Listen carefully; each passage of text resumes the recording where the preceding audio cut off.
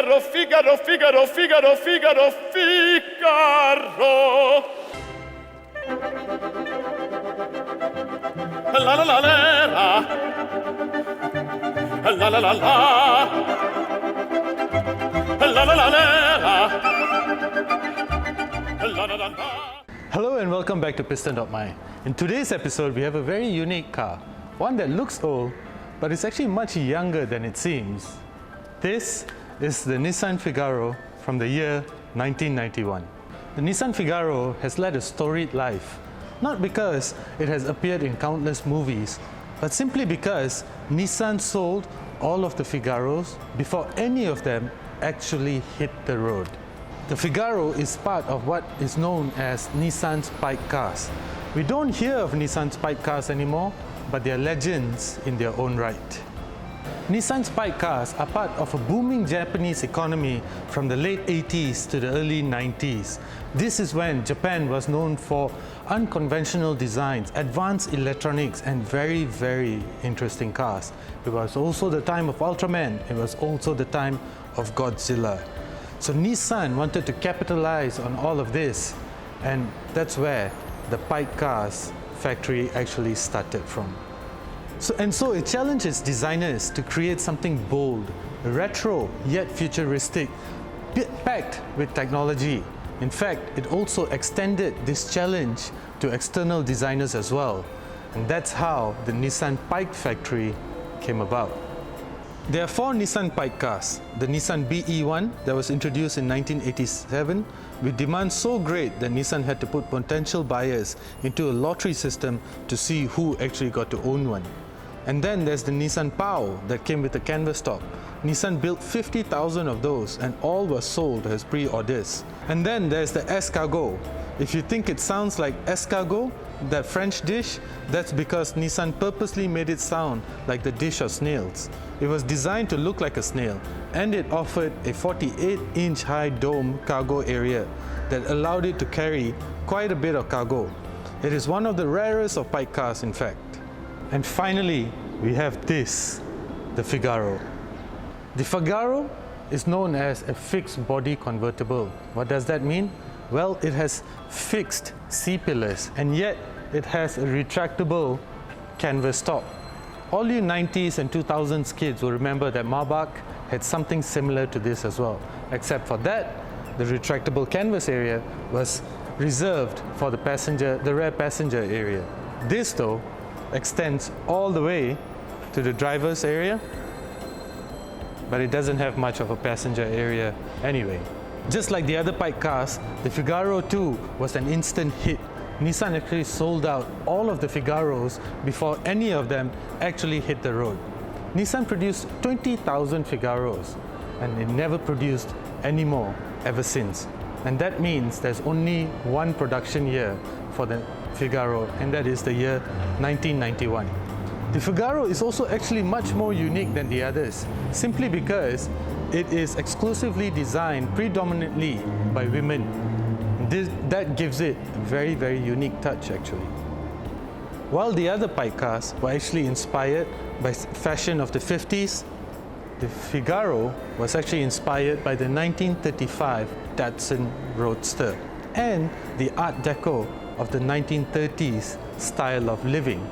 But despite that, the Figaro featured state-of-the-art technology such as an inbuilt CD player. Despite that, it came with a cassette player, came with these beautiful leather seats that are actually quite comfortable, and it came with fuel injection as well, which made it quite advanced for 1991. And then, since we are in here, check out this retro-inspired interior. This thin rim steering wheel, beautiful. These controls over here really do look like they belong in the 1930s or 1940s. The speedometer and RPM dial over here, fantastic, seriously retro inspired. You get a clock, analog clock over here, temperature gauge, fuel gauge over here as well, all analog of course. And I really like these 2 lights over here that tell you where you're turning. Super cool, very retro. And I think they did a good job by letting women design this car because beautiful, beautiful interior. These are the air conditioning controls over here obviously very retro as well. Everything, even this tuning of this radio player here, is all done by these dials over here. Seriously cool. Talking about that, the Figaro is powered by a 1-litre turbocharged engine, producing about 75 horsepower and about 107 Nm of torque. It doesn't sound like much, does it? Well, it's also mated to a 3-speed gearbox. So in terms of power, there's actually not much power over there to go about actually. But it's quite decent because this is the type of car that you actually hang out with, drop the roof, and just have a slow, chilled drive. The roofing mechanism on the Figaro is as simple can get. So of course, everything is done manually. This is, after all, from the year 1991. Let me show you. So there's a button at the center dash that you press to open this trunk over here. Let me demonstrate.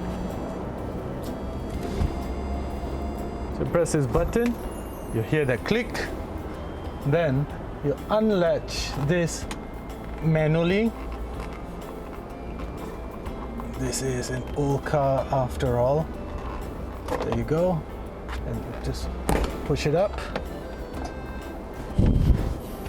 And then, now, go and you pull this back up. Make sure it's in place. And then, push the canvas top down. Make sure you put the latches back in place. Close it.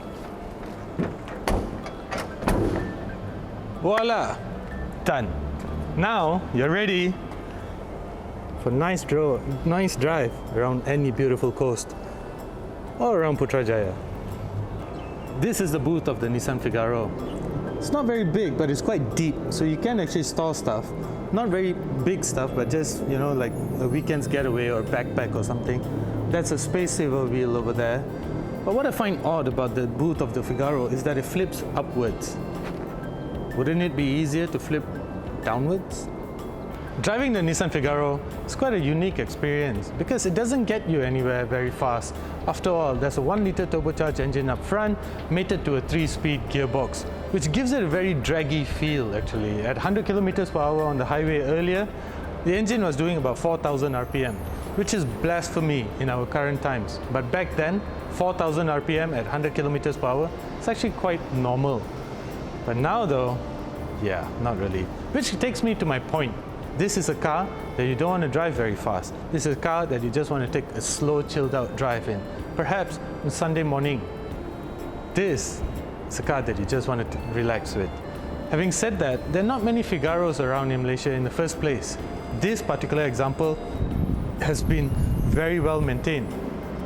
Immaculate even. Having said that, it's actually for sale for a little over 100,000 ringgit. As usual, do consider subscribing to our channel. Thank you for watching. I'm Kashi Dhalan.